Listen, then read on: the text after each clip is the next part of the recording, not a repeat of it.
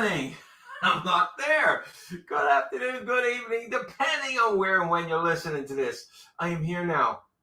This is Coffee with Kevin, and this is my coffee.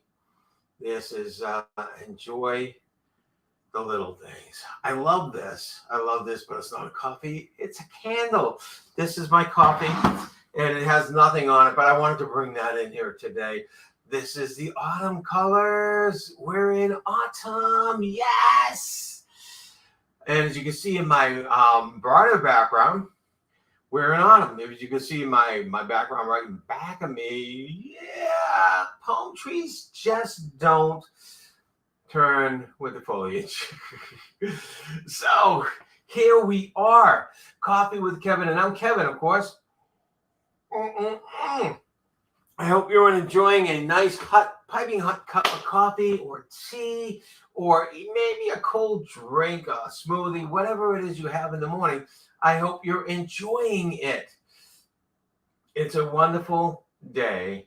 It is the 4th. Can you believe it? It's the 3rd of October. The 3rd of October. Oh my God, time is flying by so much.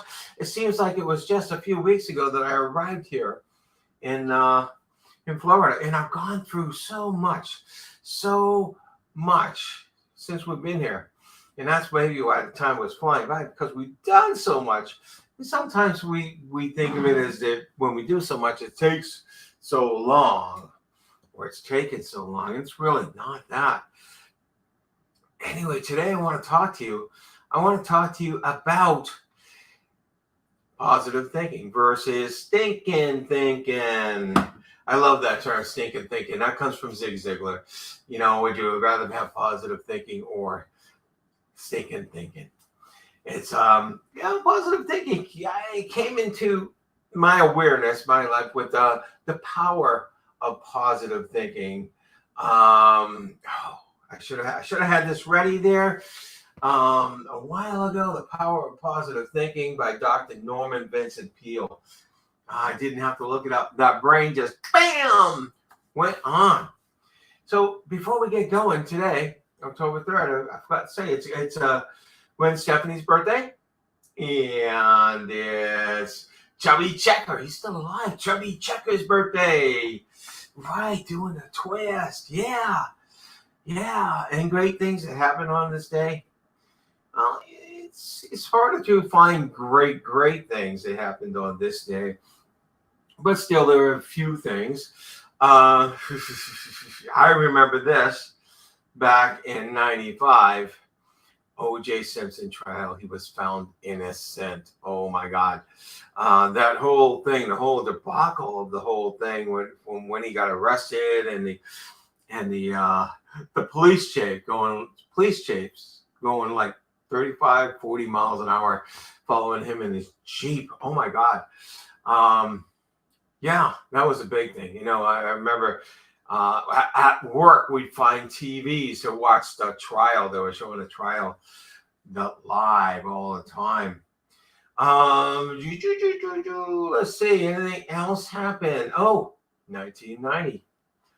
The wall fell down, the reunification of East and West Germany. That was a huge thing, because that's where the world was split, and it was about communism coming down. I remember that too. We've come so far. We've come so far since then. A lot of those communist countries became more or less democratic type of countries. You know, the Ukraine, for instance, separated from Russia. Now Russia's wanting it back. You know, so many things have happened over the years, and I've lived through so many things. Let's see, the Irish pop singer Sinead O'Connor, she rips a picture of the Pope on Saturday Night Live. That was controversy at its biggest. I remember that. We lived through so many things, but one of the things I don't remember, the state of Gojolsen being founded by Dangung Wangyom. Good thing. In 2333. You know what that actually meant? That was Korea. That was Korea being founded, um, and thousands and thousands of years ago. Anyway, this day in history didn't bring a whole lot, nothing hugely significant to our recent history. But still, this day in history for you, what has it been? Unless it's your birthday or a specific day, maybe it's not been anything. So maybe make this day, today, October 3rd, 2023, a day in history for yourself. And if you're listening to this later, whatever day it is, make it a day in history for yourself. Do something significant, do something memorable. These trees in the background, all this beautiful foliage in the background. I used to go hiking in fields like this and through the trees that look like this.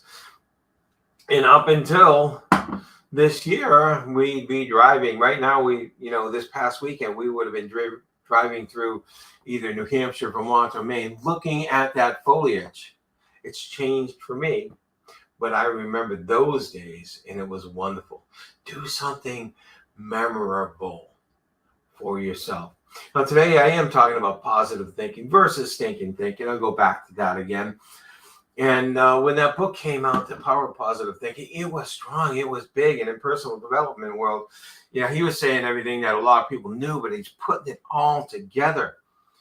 And then shortly after, by the masses, is like poo-pooed, right? And that's the best word I have for it is poo-pooed, because people will say, this is looking at the world through rose-colored glasses. That was the best description of positive thinking. You're looking at the world through rose-colored glasses. You're not seeing it like it is. Well, let me tell you this. None of us see it like it is. We see it through our own glasses, through our own lenses that represent our beliefs, represent our values, represent our experiences, represent our emotional triggers. We see it through those lenses. So wouldn't it be nice to actually shape those lenses a little bit? Kind of like you shape the corneas when you get LASIK surgery, right? Wouldn't it be nice to shape them a little bit so you're seeing a little better? Because if you're not seeing the world great, if you're seeing the world as something really terrible, and it's really terrible to wake up to every morning because just all sorts of things go wrong, then maybe you do need a reshaping of those lenses. Maybe you do need a little positive thinking. You're probably saying, Kevin, what's positive thinking going to do for me? It's going to put me in harm because I'm going to start thinking, all these things are nice. I'm going to start thinking everybody around me is nice, and I'm going to put myself in harm. Well, let me tell you a secret. This is a secret the way our mind works, right? The way you think, you eventually become. So if you're thinking negative all the time, you eventually become that negative. You eventually become the kind of people stay away from, right? Not only do you become that, you attract that. If you're always thinking negative, if you're always thinking, the worst things are going to happen because this terrible world, this terrible place to live in. If you're always thinking that, you're going to find it, you're going to attract it. And what it'll do for you is it'll validate. You'll say, hey, see, I told you, the world is crap. Truthfully, all you have to do is watch any news station for an hour or so and every day, and you get proof to yourself that the world is crap, because they don't go and highlight the good stuff too often, do they? They want to show the sensationalized things. They want to show that, and it draws an audience because we're drawn to that. We're drawn to the drama. We're drawn to the sensationalized things. Well, I love sensationalized things that are good. I love that. I was just watching the news yesterday. They were showing this warehouse. They said it's the size of 3 football fields. I said, well, that's cool. It's big. They said in a couple of weeks, this will be filled with food and clothing and toys, and it stays filled through Christmas. And it serves over 37,000, I think it was 37,000 people that are in need of food or in need of other things. And in Christmas time, they have gifts for the kids that don't get it. That's the kind of things that's sensational to me. That's the kind of things I'm drawn to. The good, positive things, because there are a lot out there. We just don't see them if we're thinking negative. You start to see them. You start to attract them to you. And then you attract positive things in your life when you can think positively. Because that's just the way our mind works. That's the way the world works, truthfully. That's the way the world works. You know, our mind will vibrate in a certain way depending on what we're thinking about. And depending on what we're thinking about most of the time, our mind will cause our actions and our attitudes and our words.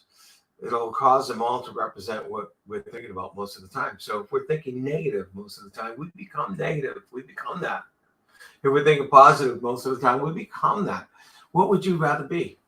What would you rather be to your friends and family? Would you rather be negative? And would you rather be positive? Would you rather be someone that supports someone, or someone just brings down the whole mood, the whole realm all the time? I'm sure you'd rather be positive, because that negative stuff is stinking thinking. And all it does is bring stinking stuff into your life. All it does is bring stinking experiences into your life. I'd rather have the positive. Yeah. If I'm going to think positive, does that mean all positive things happen? No. That's why this was poo-poo to say, oh, yeah, I'm thinking positive, and it's still the same old stuff happens. That's because, first of all, it's because you're not doing it well enough. You're not doing it sincere enough. You know, it takes a little practice. You have to go and appreciate the small things to start seeing the positive things. And then start seeing it more and more, start talking it more and more, start thinking it more and more, and you'll be there. You'll be there. And get rid of that stinking thinking. But when the negative things do happen, when the things that aren't good do happen in your life, you're able to handle them a lot better. Because I will tell you, there is a silver lining. I hate using that because it's so overused. But there's something good in every adversity. There's something good in every single adversity. You just got to be able to look for it. And if you're not looking for it, if you're just looking for the validation, look, this happened to me again. Yeah, you'll get validated, and that'll be it. But you know what? Who wants to be that way? I don't. Do you? I'd rather say, yeah, this happened. What can I learn from it? Where can I go from here? That's the first thing. Every adversity, where can I go from here? What's going to happen in a good way? In a good way. The other day, I pulled up to a KFC. I was picking my wife up something for dinner because I was coming home late and I had to eat and had a business meeting. And I reached around and I couldn't find my wallet. I looked around, no wallet. I said, oh, crap. I called my wife. First of all, I tell her, sorry, hon, I can't get you what you need. I can't get you what you need because I don't have my wallet. And then she started panicking. She looked all around the house. She looked all around my office, which is where I thought it was. And it wasn't there. So I turn around and start driving home. And I'm thinking, well, maybe I had left it in the office that I was just at. And if that's the case, no one's going to be in there. I can't get in there. No one's going to be in there until Monday. So I'll figure that out then. And then it started coming to me earlier. I had stopped to get a nice coffee at a 7-Eleven. I said, oh, and I remember this thing about I had wanted to purchase a lottery ticket, and you have to have cash, and I have cash in my pocket, not in my wallet. So I had purchased that and a nice coffee with cash. But I remember taking out my wallet or looking for my wallet for the 7-Eleven card. I said, oh, I might have left it there. But that's it. I didn't go down the tubes thinking, oh my gosh, someone's got my wallet. I may not get my wallet. I did think, okay, if I don't get my wallet back, what do I got to do? I got to redo the license. I got to call the credit cards. I know which credit cards they are. And then, yeah, I didn't go down that stream of negativity, that stinking thinking. And lo and behold, on the way home, I stopped at that 7-Eleven, and this really nice guy, nice dude. He said, "Oh, you missed the wallet?"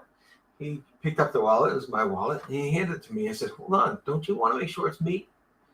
He said, "Well, yeah, that's a good idea." So I took my license out and showed it to him. And he said, "Oh, yeah, of course that's you." And he gave me a fist pump. He said, "Geez, I lost my wallet 8 times. It's not a fun thing to go through." I said, "Yeah, it's not." And so it was, I didn't panic. I didn't see all the negative things. People are going to steal my identities. People are going to spend all my money.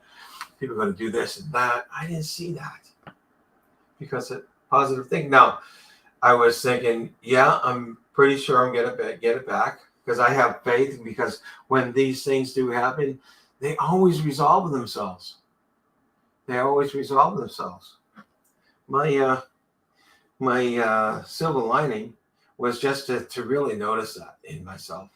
And the guy I talked to over there was a really nice guy. I made a little addition into his life as I try to do in everybody's life that I run into.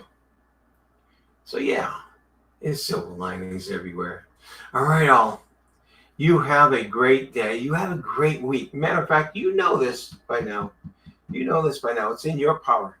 It's your choice. Your choice to have a good day. Your choice to have a good week. So actually, since you get the choice to have a good one, you certainly have the choice to have a great one. So make it a great day. Choose to make it a great day. Choose to make it a great week. All right, all. Take care. And I'll see you next week.